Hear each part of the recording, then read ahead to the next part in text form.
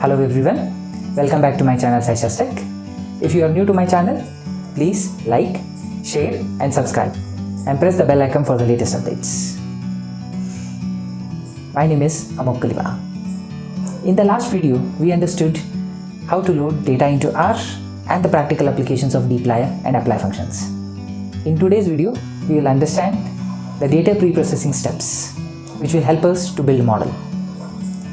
The data pre-processing steps is divided into two parts. In the part 1, we will understand how to load a dataset into R and understand the characteristics of the datasets. Further, we will also understand how to subset the dataset according to columns and observations.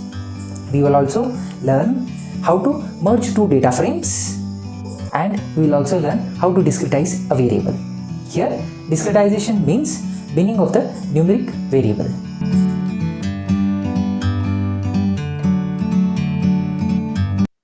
In line 14, we are importing universal bank dataset into R, which is available on Kaggle. This dataset is helping us to understand pre-processing steps. The universal bank dataset has 5000 observations and 14 variables. Using str function, we are able to observe attributes like ID, age, experience, income, zip code, family, and so on. Similarly, head and tail function is helping us to understand there are many numeric attributes and categorical attributes in data. Numeric attributes are of integer and decimal type. Similarly, categorical attributes are of factor type. We can edit input data using the function called edit. Here we are changing the value 25 with 50 and saving it into new variable called A. Observe, the value has changed to 50 in new data frame A.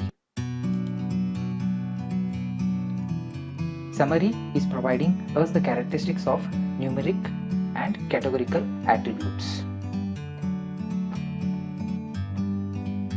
Currently, we do not have any null values in the data, and that can be observed in console.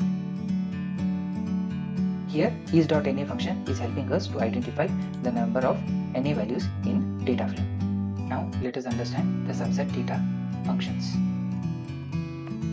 From the variable names, we can observe like ID, age, experience, income, CC average, mortgage are some of the numeric attributes. Let us separate the categorical and numeric attributes using subset function. In the last video, we have performed a similar action using dplyr function. In this video, we will perform it using subset function.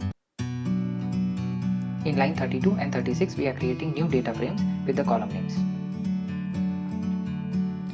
If you observe the structure of categorical data, it is in integer. Now let's convert it into categorical. In line 43, we are converting ID attribute to categorical, and same can be observed in console.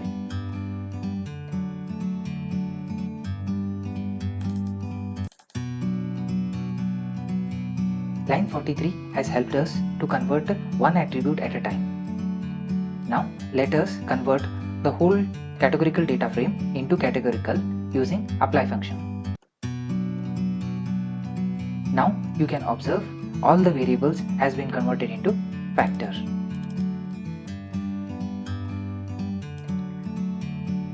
Similarly, we can subset data with the logical condition on observation. In line 53, the logical condition of age greater than 50 before comma helps us to subset all the observations, and condition after comma helps us to select columns ID and age. Similarly, in line 54, we are creating new data frame with the income more than 70 and selecting columns ID and income.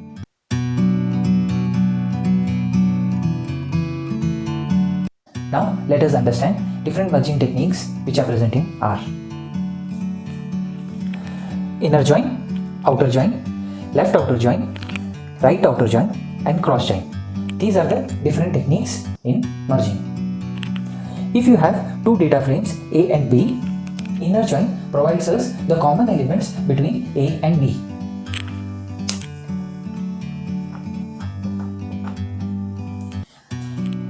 outer join, it provides the elements of A and all the elements of B with the common elements of A and B.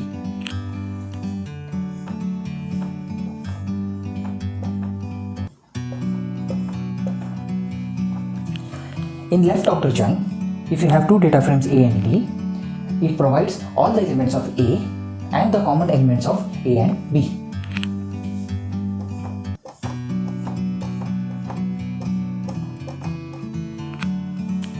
In right outer join, similar to left outer join, it provides all the elements of B and the common elements of A and B. Cross join is a Cartesian product of all the elements. Here we have 1, 2, 3 as elements of A and 5, 6, 7 as elements in B. Now the Cartesian product means product of 1 with 5, 6 and 7. Similarly 2 with 5, 6 and 7. 3 with 5, 6 and 7. This is how a cross join works. Now let us see the practical approach of merging techniques. In line 59, we have merged the data by ID, that is inner join. This has yielded us all the customers who are common in both the data frames. For verification, we can observe that 756 people were common in both the data frames. In line 56, we are merging data of all the people present in both the data frames, that is ID from both the data frames. Here, missing values in age and income are replaced by a name.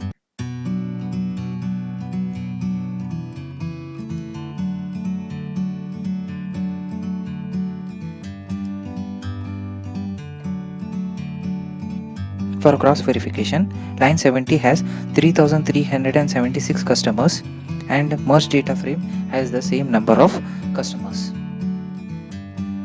In line 74, we are considering all the data of data frame, data age and corresponding available data from data frame of data income.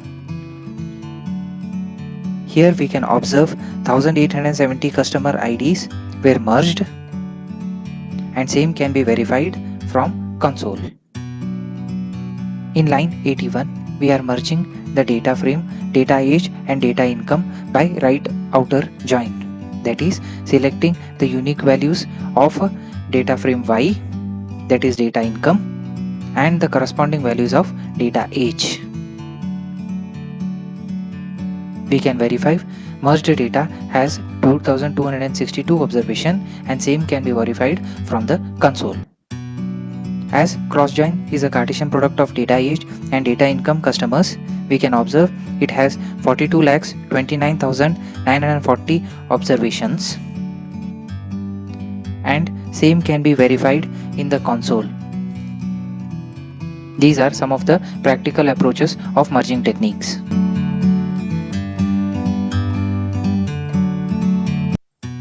Discretization is also known as binning. This is a technique where you convert a numeric attribute to a categorical attribute. There are two types of binning. One is equal frequency and another is equal width. In equal frequency, you count the number of elements present in the numeric attribute divided by the number of bins you would like to create. Here we can observe there are 8 elements, that is 8 divided by 4, which is equal to 2. So you categorize 2 elements into 1 bin. So totally 4 bins. This is how a equal frequency technique works. In equal width, we utilize a formula, that is max minus min divided by n. Here max represents the maximum value in the numeric attribute, min represents the minimum value in the numeric attribute, and represents the number of bins which we want to create. As you can see, 8 is the maximum value, 1 is the minimum value. So 8 minus 1 divided by 4, that is 7 by 4, which is equal to 1.7, approximately equal to 1.7. Here if we add 1 plus 1.7, we are creating this as a bin. Similarly, this one as another bin and these two as 2 bins. So 1, 2, 3 and 4. This is how a equal width binning technique works. Now let us see the practical applications. InfoTheo is the library which helps us to discretize numeric attributes to categorical. In line 103, we are creating bin of equal frequency. Frequency is not always equal. It is approximately equal. We can observe the same from console. Similarly, in line 107, we are creating bin according to equal width. That is, in each bin, difference of minimum and maximum value are equal.